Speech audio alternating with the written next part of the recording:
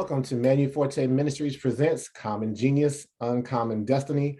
I am your host, Reggie Key, and today's guest is Synesha Parish. Hi, Synesha. Hi, Reggie. So glad that you can make it. I know we had a couple of scheduling hiccups, but I'm glad to have you here today. You've heard some inklings around the church that we both attend, the Kingdom Advancement Center, where you've heard genius pop up here and there. You may have even heard some of your children come home talking about what they might have as genius potential. And for today, you're going to get a chance to just go through one-on-one to see what your genius is and probably even tie in some of what you're doing with your husband to understand what it is that you have that is unique to you, that is a part of what I'm calling in this workshop genius. So to get that started, I have a very simple question for you. Synesha, do you consider yourself to be a genius? So it actually took me a while to get to this answer that I'm going to give you. My Okay. answer is yes, All but it right. did take me a while to get to that point. So at one point, you did not see yourself as a genius. Mm. So what kind of transition, what happened in your life that you began to identify with this word?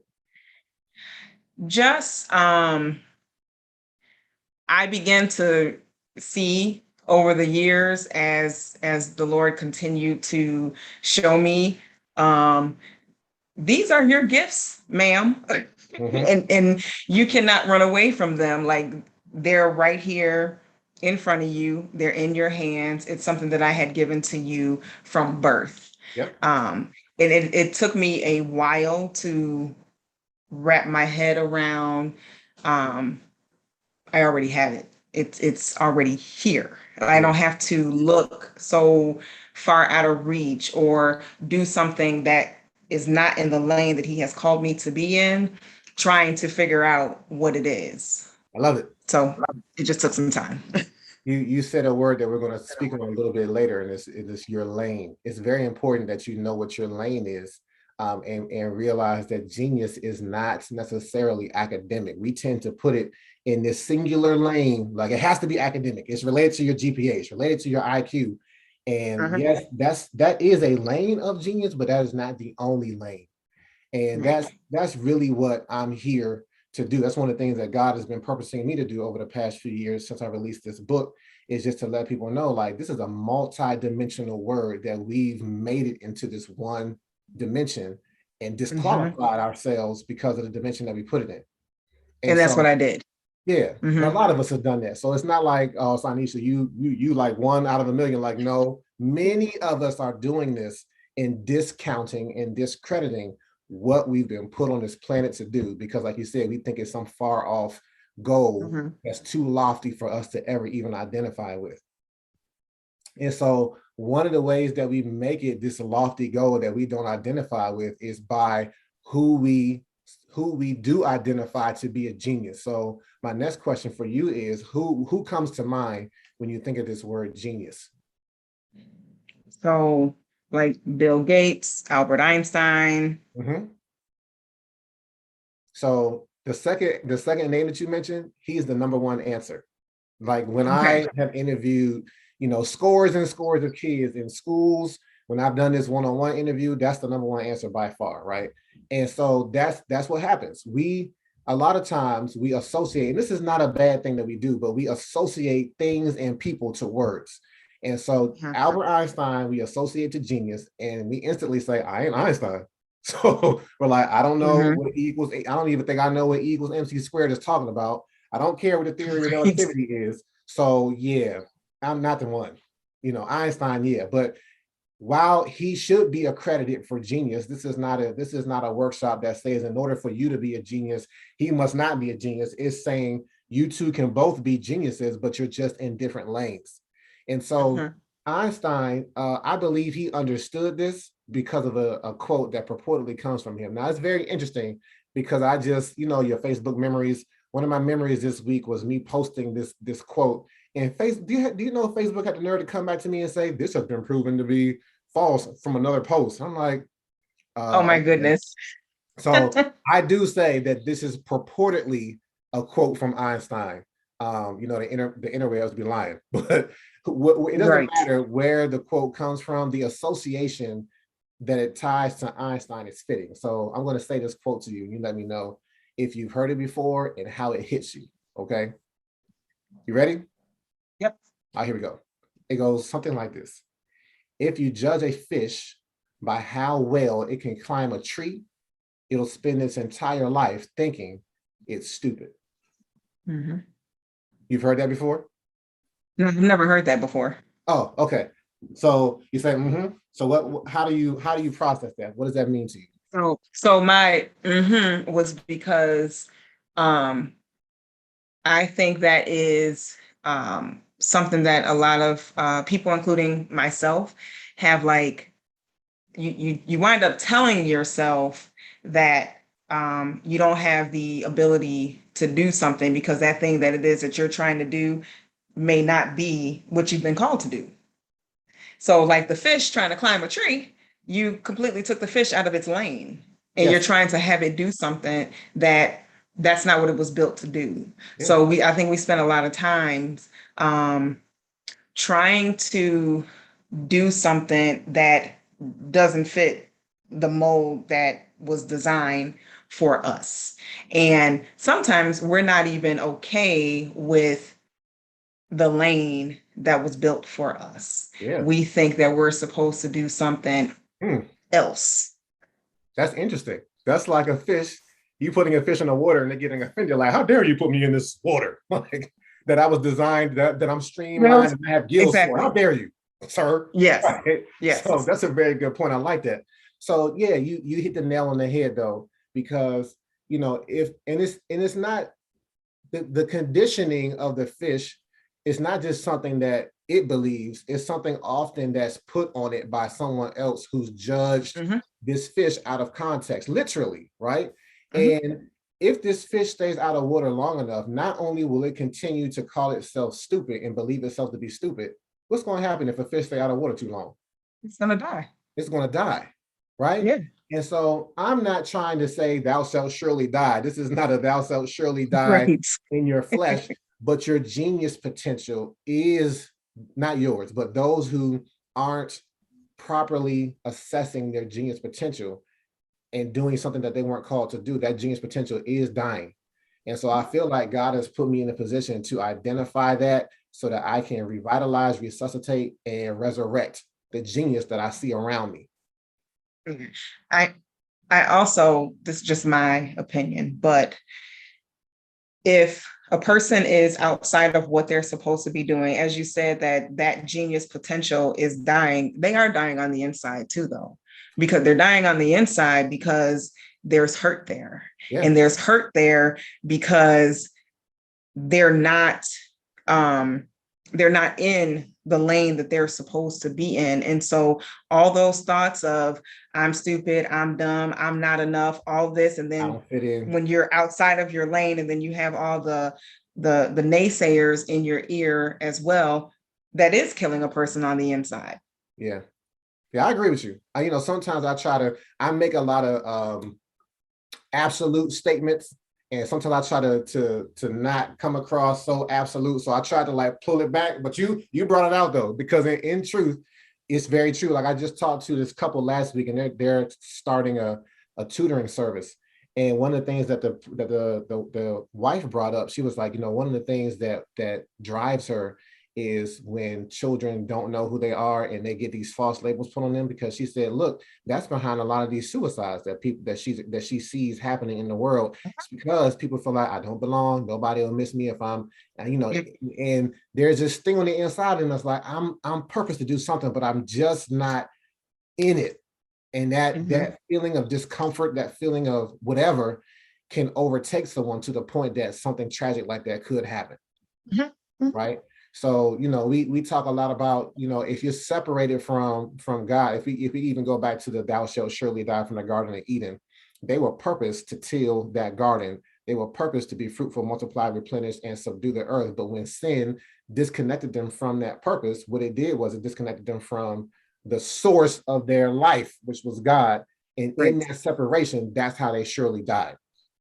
Mm-hmm. They dropped dead right there. They had kids. everything. But it was like a Right. cell phone. When you go out the house and you forget that charger, you be like, ooh, my phone gonna Right. die. Right? You know it. Yeah. Like, despite Yeah. how great this technology is in our hand, it's nothing if it doesn't get back to its power source. And so, yeah, our power source is God. That genius that we have is a portion of his ingenuity that he's giving each and every one of us. But how he's given it to us is identified by three components, as he gave me for my book. And he gave me three components of passion, talent, and purpose. All right. So I'm going to go through and kind of deconstruct, at least I'm going to deconstruct passion the same way we just deconstructed this genius, and then build it back up with an understanding of, when you understand and know what your passion is, that's going to let you know what your lane is or what your element is. Like a fish's element is water. It's been designed to thrive. If you take that fish, if somebody would have just stopped telling this fish to climb this tree and simply put that joker in the water, you will see right away what this thing was designed to do, because it's going to take off. We'll take off. And so I'm trying to get each of us to take off into what it is that we've been called to do. So that being said, this first component of passion, I think of passion differently when it comes to this word, when it comes to this concept of genius. And so what I wanted to do first is ask you, what do you think of when you think of passion? What words come to mind? So to me, it's passion is it's like a burning desire that some people have. It's something that that to me, it's something that you're able to feel. It's like a knowing that you have about something. All right. Are some of the answers that I have. All right. So then when it comes to Synesha Parish, what are you specifically and uniquely passionate about? People. Yeah. Yeah. People. I do have so everybody knows I do have a passion for people. It is something that has always been very important to me. Like, I don't necessarily see like the big, broad picture, but I'm able to see underneath, and I'm able to see certain needs that are missing. And for example, because I had to actually start thinking back about my passions and the passion that I have for people. And I remembered as a little girl in elementary school, I had this one teacher, and she was mean, and she would like pound her hand like on like some of the kids' desk or whatever, and just like, always yell, and some of the kids would like just be like just hurt, right?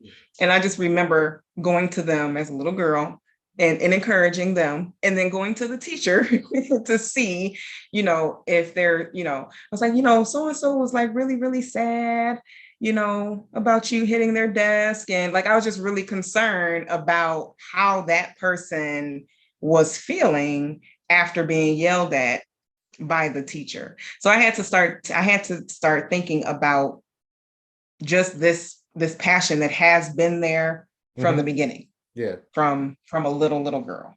And that's what I tell people a lot of times. Your passion is something that stems from your childhood, something that you were exposed to. I'll get into more of it in a second, but I just want to address what I'm hearing in you. It does most of the time come from a young age. And, we're too young to understand what it is, but we're not too young to operate it, right? We're not too young to begin to do something about what we see that's around us. And so, this concern that you have for people manifests itself in several different ways. For those that don't know, Synesha is a realtor. She's a great realtor because, you take the time to really make sure that people understand this really confusing, really complicated. Just because you don't understand it, I feel like your philosophy is, just because you don't understand it doesn't mean that you shouldn't be able to participate in the becoming a homeowner, right? You shouldn't be alienated and locked out of the process that unlocks so many resources and so much value for your family, just because the process is too confusing and too daunting for you. And you come in as a mediator between that system and between the people and say, this is possible, let me show you, right? That's what I've observed. Yes. That's what I've heard from you. I'll give you a chance to even talk about the recent business that you're starting, that you've named, because it's important, because I see it. But the thing that the Lord was showing me just now is, and I don't think I realized this before, your capacity to be empathetic towards people can open any industry to you. Like right now, it's real estate. It's been something else in the past, right? You and your husband, if you don't mind, I know that you all cared for the elderly for a little bit, right? And really enjoyed that. And one thing that has allowed you to put yourself in front of people time and time again is this ability to even, open up your house in hospitality and feed people good too, right? So Right. this thing that's on the inside of you that you now share with your husband is going to open many doors into many different industries. You're going to be able to choose what industry you stay in or go into, because you can take this. It's like a key. It is a literal key for you to go into any industry, because any industry that's going to produce wealth is built off of people. But when it's built off of people, it sometimes becomes a predator on people, right? We get into predatory lending when it comes to housing and things like that. And you're a protector of people from that. People should be able to participate in these wealth earning systems, but do so without becoming victims. And wherever you see that thing happening, you have an ability to right that wrong and to make people participate, to allow people to participate without being abused. That's what I see for you, and just you telling me that. So that was early. I'm not supposed to prophesy until the end, but that's what I heard. So I'm just going to take a pause for a second and see your response to that, though. What do you say to that? Yes, I agree with that. I've been in the real estate mortgage industry for a long time, but before that, I was in the insurance industry, and it was the same thing. I developed, a strong passion for that. I helped many people that were at the place where I was working at as well. And then, of course, when Stanley and I were younger, we used to work for mentally challenged adults. And we would, be in their homes, and we had to take care of them. Like, we had to feed them and go grocery shopping for them and take them to work and bathe them and all sorts of, things to help give them, a better life. Yeah. Like, because a lot of those people are overlooked, but they're people. Yep. Like, they're people. And we never overlooked them. And a lot of times their parents were very grateful for us, because like when their parents would come and visit them, like we would have them looking well excellent. Right. Like we really put our heart into it. And it was interesting because moving forward, many, many years later, we weren't even thinking about it, but those skills that we developed from back then, we had to use to care for our mothers. Who would have thought that me and my husband would have been the caregivers for our mothers when they were on their grace bed? That's nothing that we would have ever thought, but we know that God chose us to do it. We know that he gave us the grace to do it, because our siblings would have fallen apart because that wasn't their lane. Right. They had another role, not that role. The hands-on was definitely my husband and I. And it just blew my mind that God chose both of us, though. Right. Like, to do that, both of us. So that's interesting too. I like how you said that, because a lot of times what we try to do, not only do we sometimes judge ourselves by someone else's standard or genius, but then when we realize what our own thing is, we try to impose it. You can teach this and you can impart this to some people, but you can't expect everyone to be in the same lane as you. You don't want to make somebody else feel like a fish out of water. So when you recognize that, hey, my siblings don't have the same grace that I have, and it's okay. Like, I have this for a reason. I shouldn't expect them to go to the same level, to the same extent that I have, because of one, exposure. You've been doing this for so long in so many different sectors. So this all plays into just understanding not only your genius, but those who are around you. because all of our geniuses come together and fit for a purpose. There's some things that your siblings could do in that time period that you and Brother Stanley probably couldn't do because you were too busy caring for Like, yes, your parents. So it all fits together, but we just got to see, it's like the body, right? Like the head fits the body together, but right. one body, many members, right? Yeah. It just leads So to frustration when you're trying to put what it is that you've been graced to do onto somebody else and thinking that they're supposed to do. Why are they not doing this? They're getting not mad and doing it frustrated. because they weren't supposed to. Right, right. Now you will begin to draw some people who do have the same capacity, Yes. who do have the same genius, but yeah, you can't put it on everybody. But here's the thing with passion, and I'm gonna like turn it on its ear a little bit, but you're gonna see how it's still relevant to what you're saying. So as it relates to passion, there's this book that I read many, many years ago, and before I started talking about genius and whatever else I'm doing now, one of the first workshops that I started doing in front of people was for financial aid. And eventually I didn't just talk about the money. I was like you in financial aid. I was like, this is a daunting area that a lot of people don't have any knowledge of. It's dealing with money. People get intimidated, and people were scared often to go into the financial aid office and talk to advisors because they had little patience and they were short, they were short with them. But when I got into this industry, I was like, no, I'm gonna make this a better experience for them by just caring for them as people. And so one of the things that I began to do with these workshops, I would talk to students and their parents, because I'm like, I can't talk to the students alone. You're not doing this by yourself. It's not your money. So I need to talk to the parents too.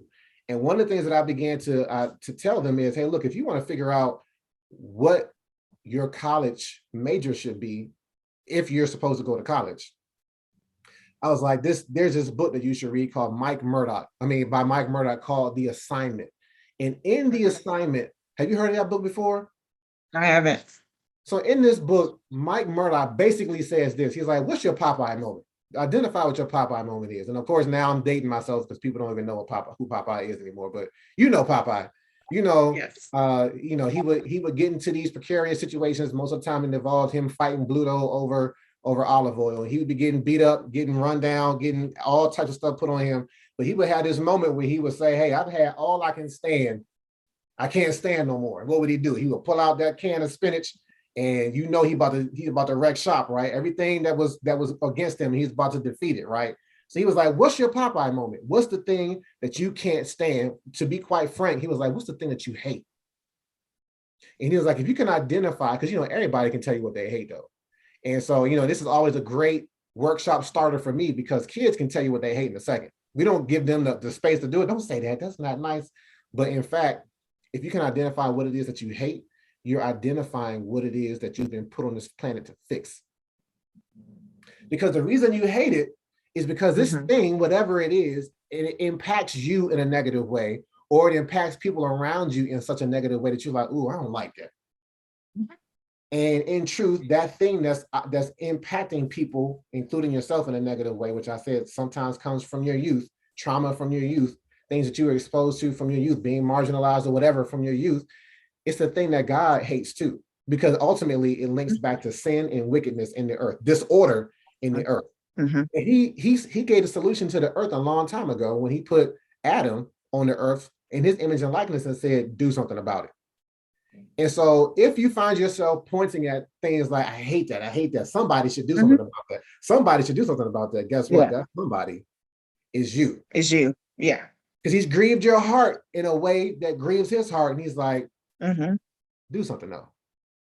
And when you begin to do something about it, I'm going to join you in partnership and covenant. Yes. And begin to make this thing, whatever you do, however you start it. We talk a lot about the low-cost leader at the Kingdom Advancement Center. It doesn't have to, your vision is big, but your resources start off small. And he's just like, just take what's, what we say, you already said it. What's in your head?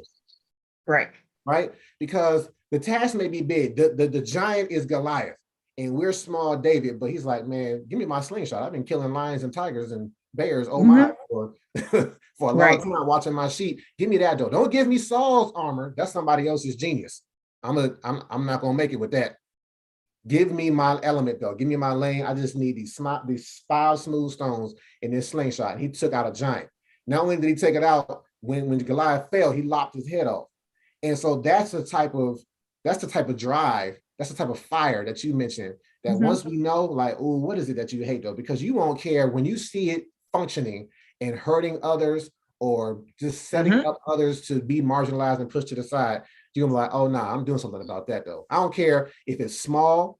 The thing that you fight against is a system. It's systemic, it's big. And whatever you do, whether it's small or large, it won't matter. Whether you're paid or not, whether you're paid what it won't matter. You will just be driven to do it.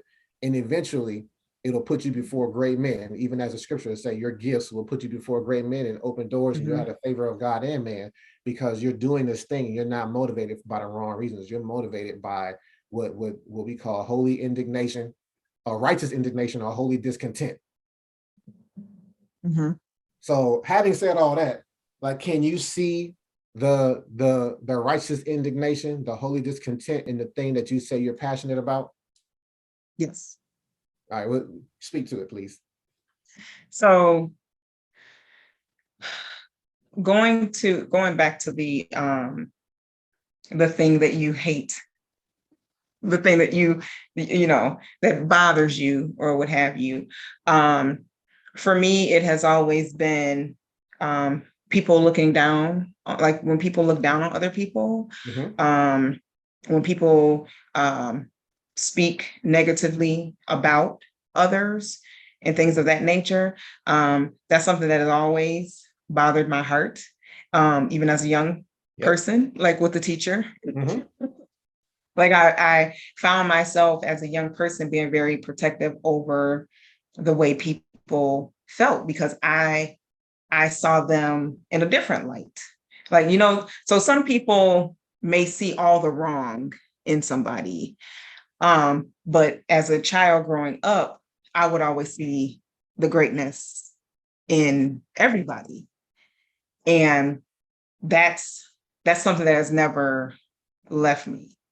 So with that being something that really bothers me, the solution for me is to help either be an encouragement to that person, or them to resources that can, help with whatever, it depends on whatever the situation is. But I always want to get something to somebody to help them, throughout their journey of life. Whatever it is, I'll believe me, I will find the person. It may not be me, but chances are I'm going to know who I can connect you to help you be able to foster what's already on the inside of you, so you don't have to, feel down or feel shameful about your greatness that you don't know that is great yet,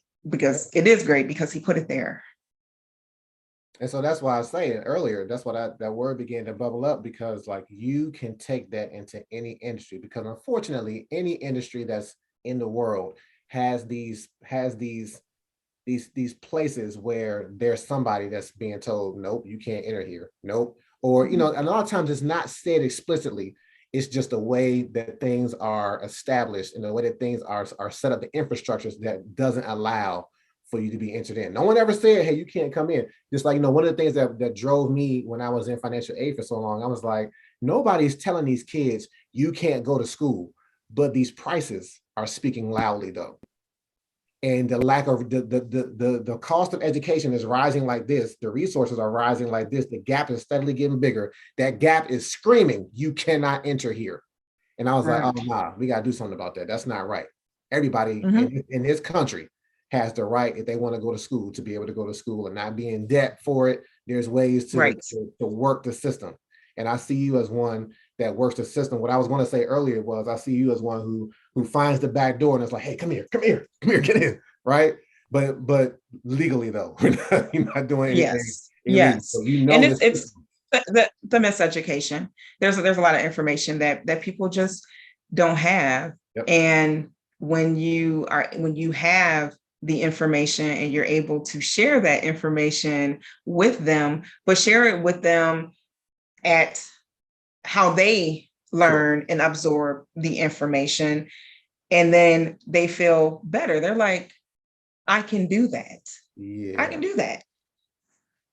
You said something very important. You didn't even know where I was about to go, but you flowed. This is an excellent segue into it because I always have a story right about around here when I'm transitioning from passion to talent, where I tell this story about just what you said. When you can give people information in a way that they can process it, they can feel like they belong.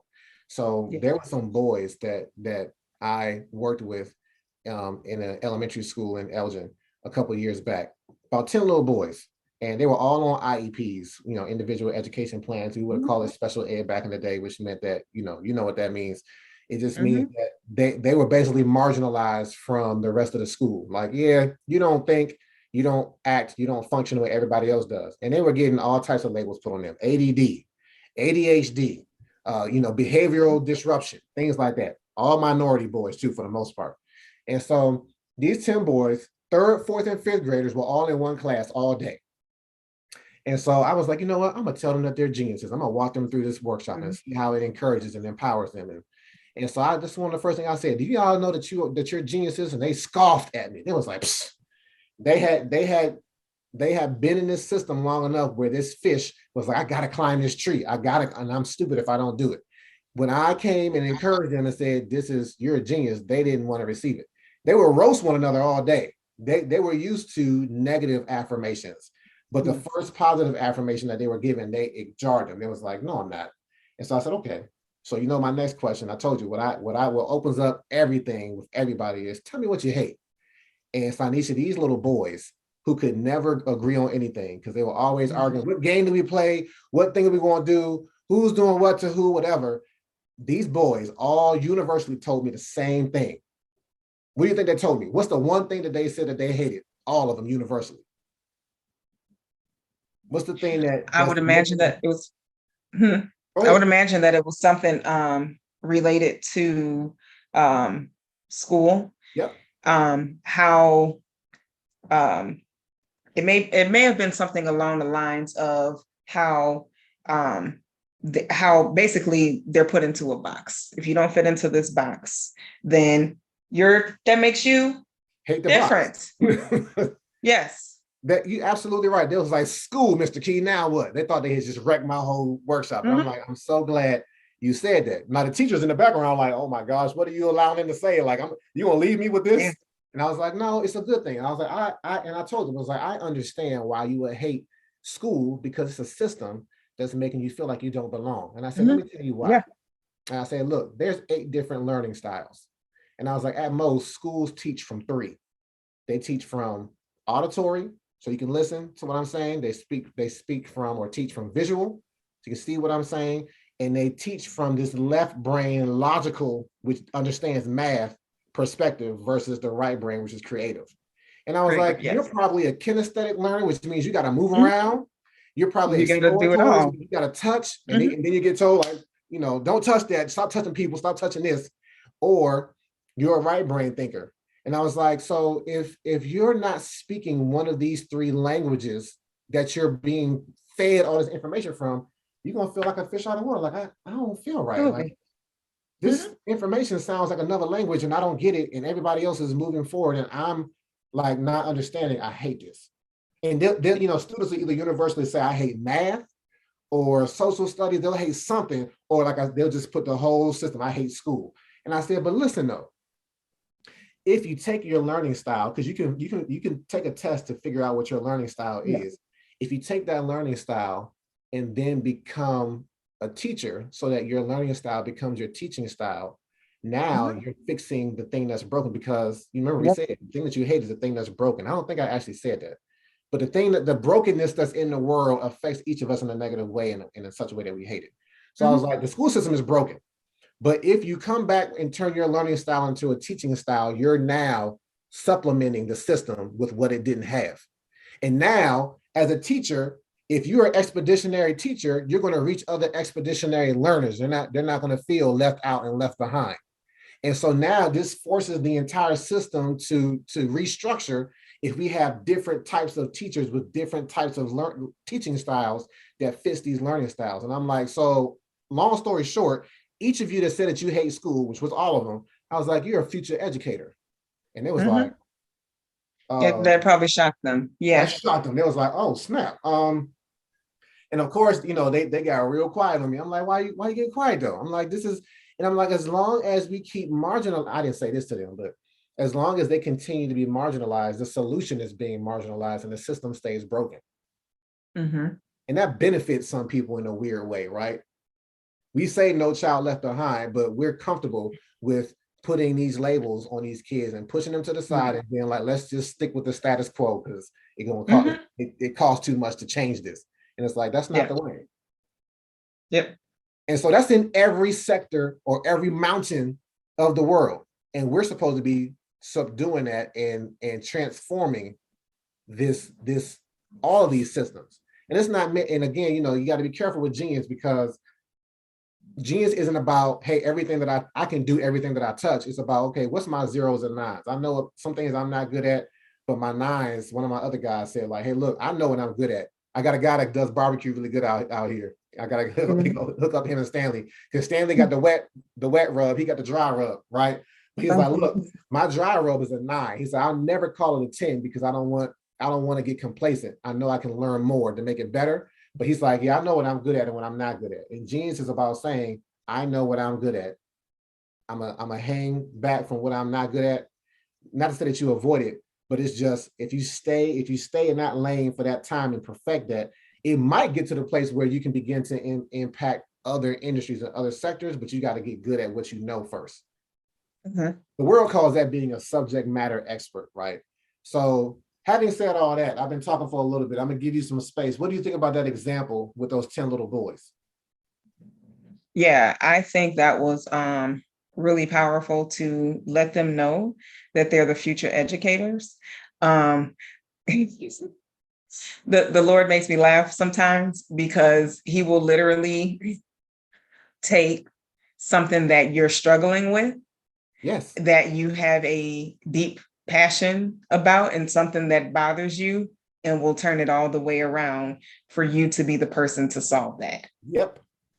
Yeah. So telling those kids that they are the future educators, I really hope that they pursue that, because the thing that is keeping them behind, they're able to make a difference in that. Because how many more kids are going to be in this quote unquote box, outside of the box group of kids who chances are they are amazing children and have tons of gifts that are being overlooked because the school system is only looking at 1, 2, and 3 ways of learning, and not all of these other ways.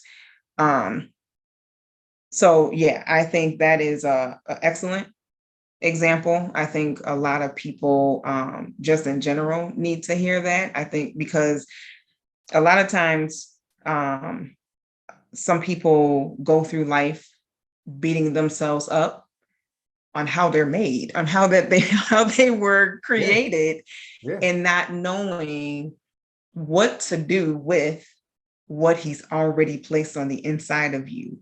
Yeah. Like your journey is for a reason and a purpose, like period. He put it there.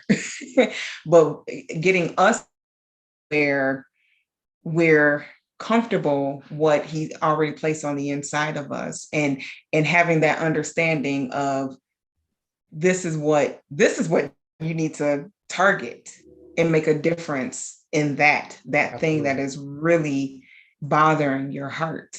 Mm-hmm. So I think it's an excellent example. It's game changing. It's because it's applicable not just in the school system, but like I said, so many systems are broken. And so many systems are doing so much damage to people that it's making them feel like, well, I can't do anything. And it's very much the most impactful ministry. I feel like, the ministry doesn't mean that you're called into being in the pulpit, but your most effective service is going to be in these areas that was traumatic places for you. I believe that wholeheartedly. And if you're just real enough to expose yourself and be like, yeah, I had this trauma and now I can help others because I see it. And it's like, then the scripture, Genesis 50:20 comes to life. What was meant for evil, God used for good, Good. right? Yeah. And he's partnering with you with this covenant to be like, yeah, I'm going to bring you out of this. Just like with Moses, I didn't just bring you out of Egypt for your own sake. I brought you out that you would be a deliverer to many, to my entire who are oppressed, right? And that's what genius does.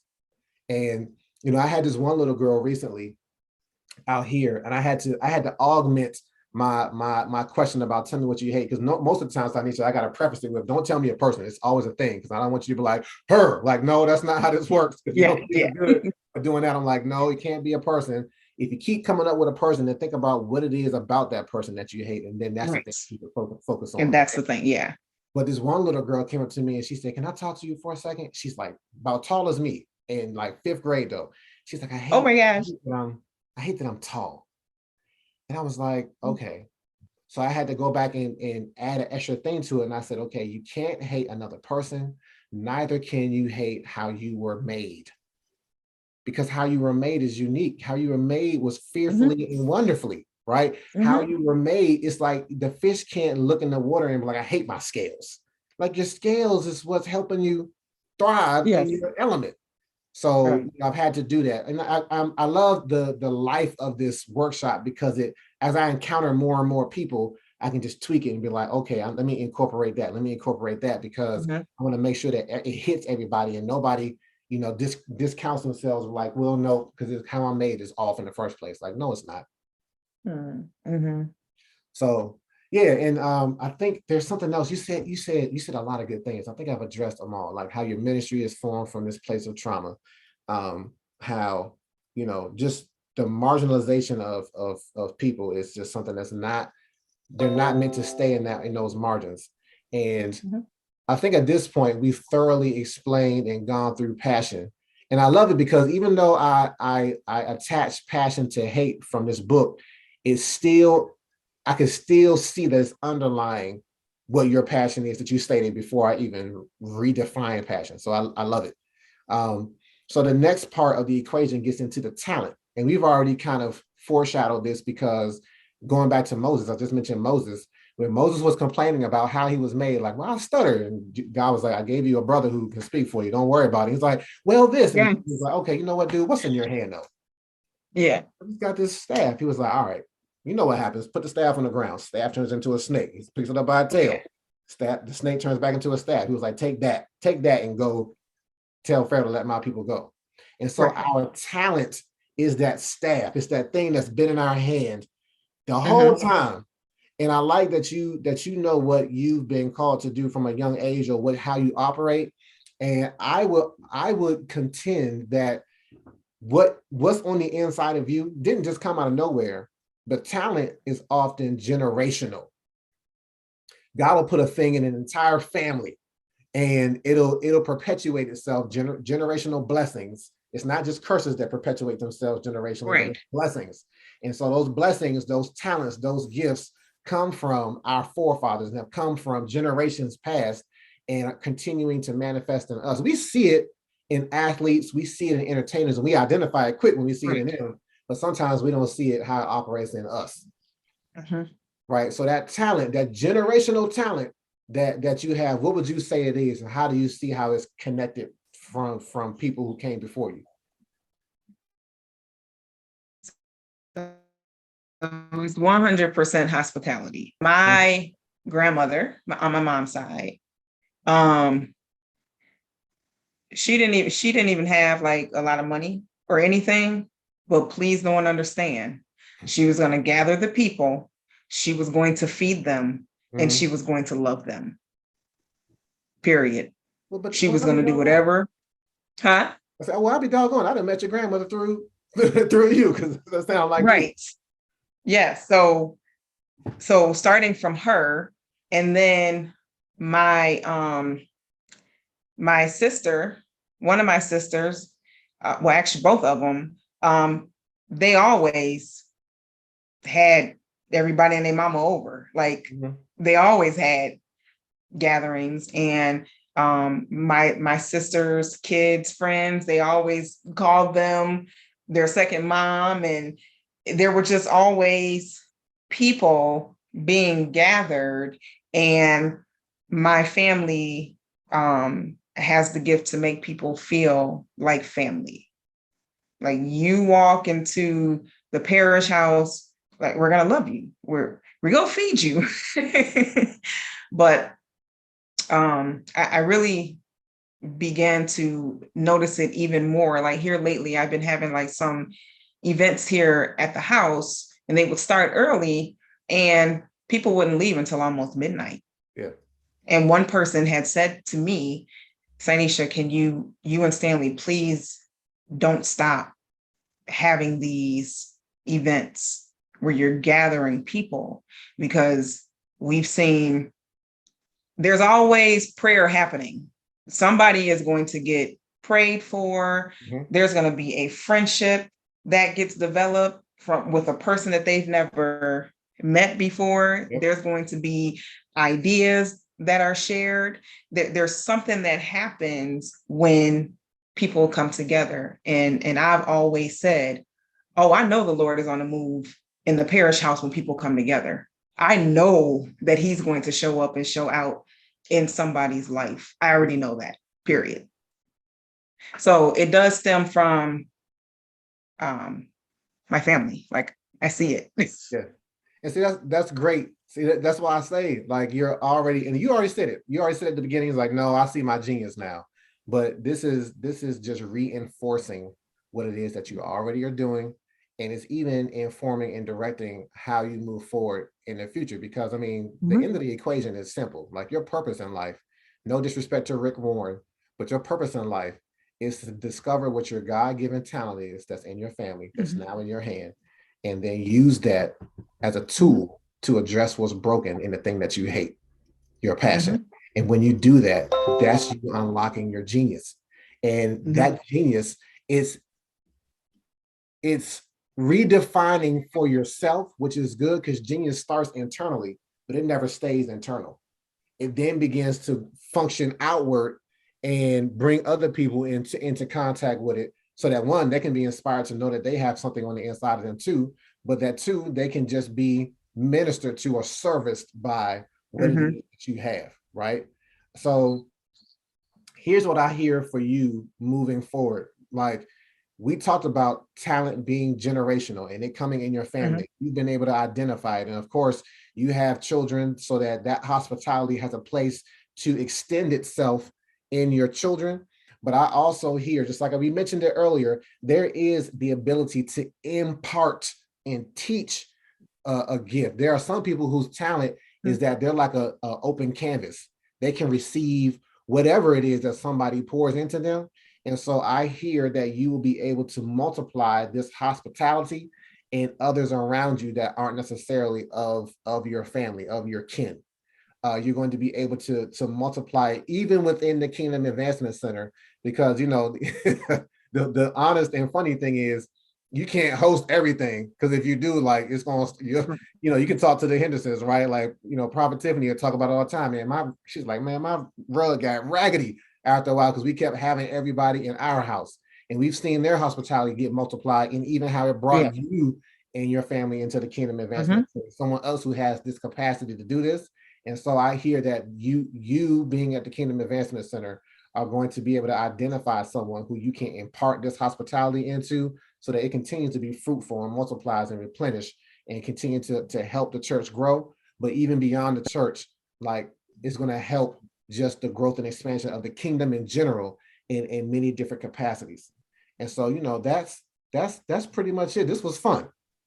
Yeah, that's interesting that you said the part about the multiplying the hospitality, because that had already started happening. So one of my dear friends from church, they began to host things at their home or at their family's homes. And like, I always carry the like these little encouragement cards I'll give to people. And then they asked, where did you get those cards from?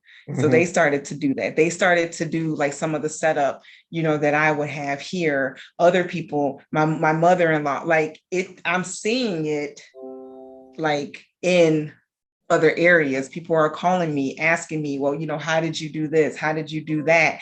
And I'm just blown away by it. Like, and they're really happy Yeah, doing it. Yeah. it's amazing. This I told you before we started recording, like what's been happening lately is that because of how readily this equation speaks to the life of the person, it just begins to project and show what's happening. I didn't know that was happening, but of course, that's how Yeah. the prophetic works. We understand that the Lord is Yeah. clear, and I love it. Like, and so I'm happy to hear. Thank you for confirming what I heard and saw, and I'm excited to see how it continues to grow. And that's pretty much the interview. I thank you so much for your time, for coming through, and talking with me for a little bit. This has been Manu Forti Ministries presents Common Genius, Uncommon Destiny.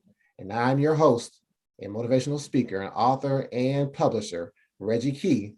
And this has been my genius guest, Synesha Parish.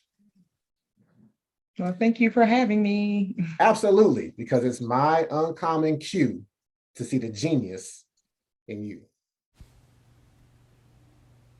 Thanks for joining us for this week's episode. Make sure you pick up the book, Common Genius, Uncommon Destiny, by my dad, Reggie Legend, available on Amazon and at inkwellspoken.com. Connect with us at inkwellspoken on all social media platforms. If you enjoy our content, don't forget to like, subscribe, and hit the notification bell so you never miss an upload.